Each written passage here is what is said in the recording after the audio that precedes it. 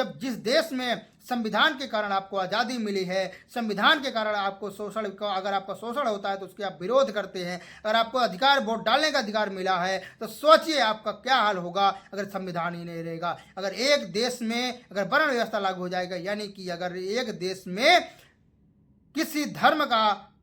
Agenda लागू हो जाएगा, किसी धर्म का एक वर्चस्व लागू हो जाएगा, तो समाज में अलग अलग जातियों में जो बटा हुआ देश है तो कुछ देश छोटी जातियों का क्या हाल होगा। साथियों, मैं इस वीडियो में इतना ही बात करने के दोस्तों, क्रांतिकारी नमो बुद्धाय, जय भीम, जय भारत, जय संविधान। सभी हमारे भारत देशवासियों को और हमारे सभी बहुजन महापुरुषों को मैं उनके विचारों को नमन करते हुए, उनके बहुजन महापुरुषों को विचार करते हुए उनको मैं नमन करते हुए मैं आज की बात आप लोगों के सामने मैं स्पष्ट करके आपके सामने पेश करने जा रहा हूं। दोस्तों, मेरी बात को मैं आप लोगों से हाथ जोड़कर रिक्वेस्ट करना चाहता हूं, मेरी बात को मात्र आप सभी लोग 3 मिनट तक अवश्य सुने। साथियों, मैं आप लोगों से रिक्वेस्ट करना चाहता हूं, अगर आप लोग हमारे समाज के, यानी कि हमारे समाज SC ST OBC समाज के लोग आते हैं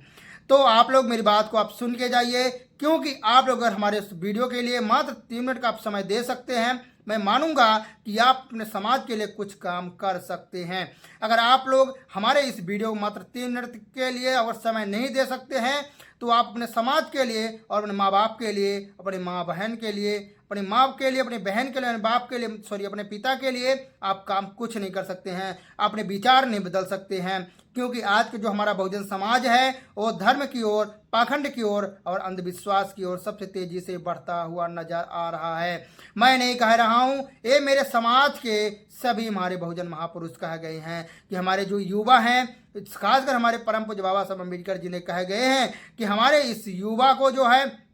आने वाली पीढ़ियों को शिक्षित होना अति जरूरी है, क्योंकि हमारा बहुजन समाज अगर आज शिक्षित हो जाएगा तो कल वो सवाल पैदा करेगा, जब सवाल पैदा करेगा तो आगे की ओर बढ़ेगा, क्योंकि जब तक आप संघर्ष नहीं करोगे तो आगे नहीं बढ़ोगे, जब आप संघर्ष करोगे तभी आपके दुश्मनी होगा, क्योंकि जो खाली रास्ता पे चलते हैं उसका कोई दुश्मन नहीं होता है, लेकिन जब आप भीड़ में चलोगे, सबसे अलग चलोगे, तभी आपके दुश्मन बन जाते हैं। साथियों, मैं आप सभी को बताना चाहता हूँ, जिस रास्ता पे मैं चल रहा हूँ, जिस रास्ता पे मैं चल रहा हूँ और जिस रास्ते में आगे मैं चलना चाहता हूँ, तो दोस्तों मैं आपको बता दूँ, मेरे दुश्मन कई हो गए हैं, मेरे पहचानने वाले कई दुश्मन हो गए हैं मेरे दोस्त, क्योंकि मैं अंधविश्वास पाखंडवाद की बात करता हूँ और मैं अपने बहुजन महापुरुषों की बात करता हूँ, क्योंकि आज का मेरा बहुजन समाज जो है पाखंडवाद अंधविश्वास में जा चुका है। अगर आप लोग मेरी बात को सहमत हैं, मेरी बात को, इस वीडियो को शेयर कर देना। साथियों, अगर आप भी परम पूज्य बाबा साहब अम्बेडकर जी की बात को स्वीकार करते हैं,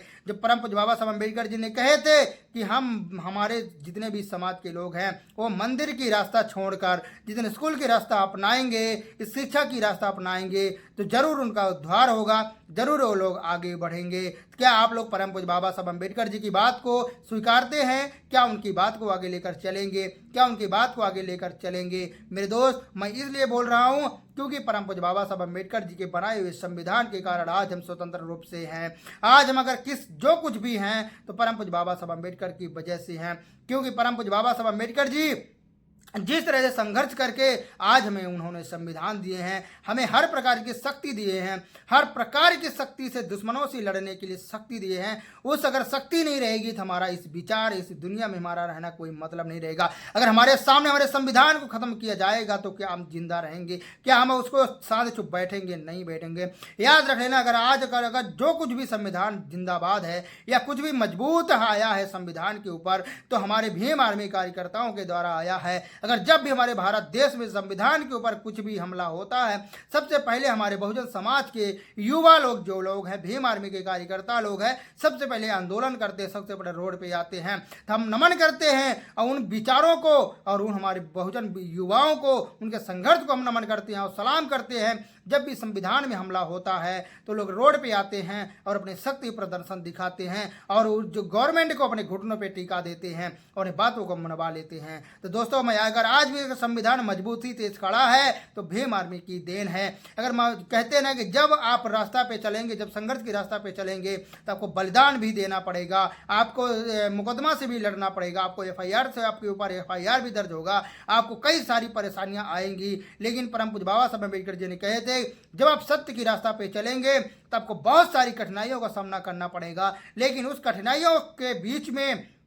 आपको संघर्ष करना है और उस कठिनाइयों को पार करके जब आप आगे बढ़ेंगे तभी आपको असली रास्ता दिखेगा, तभी आपको असली सहायता दिखेगा। जब ये समझ लीजिए, जब जिस देश में संविधान के कारण आपको आज़ादी मिली है, संविधान के कारण आपको शोषण को, अगर आपका शोषण होता है तो उसके आप विरोध करते हैं, अगर आपको अधिकार वोट डालने का अधिकार मिला है तो सोचिए आपका क्या हाल होगा अगर संविधान ही नहीं रहेगा। अगर एक देश में अगर वर्ण व्यवस्था लागू हो जाएगा, यानी कि अगर एक देश में किसी धर्म का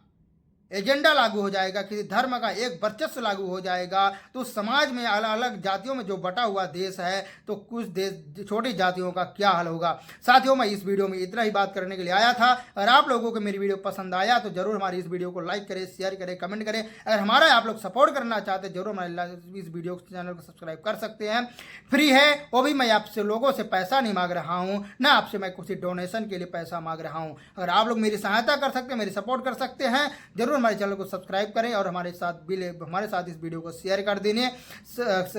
दीजिए साथियों। ऐसे वीडियो पाने के लिए जरूर बेल आइकन घंटी को दबाना बिल्कुल ना भूलें साथियों। हम ऐसे दूसरे वीडियो में मिलेंगे, तब तक के लिए आप सभी को मेरे नमो बुद्धाय, जय भीम, जय भारत, जय संविधान।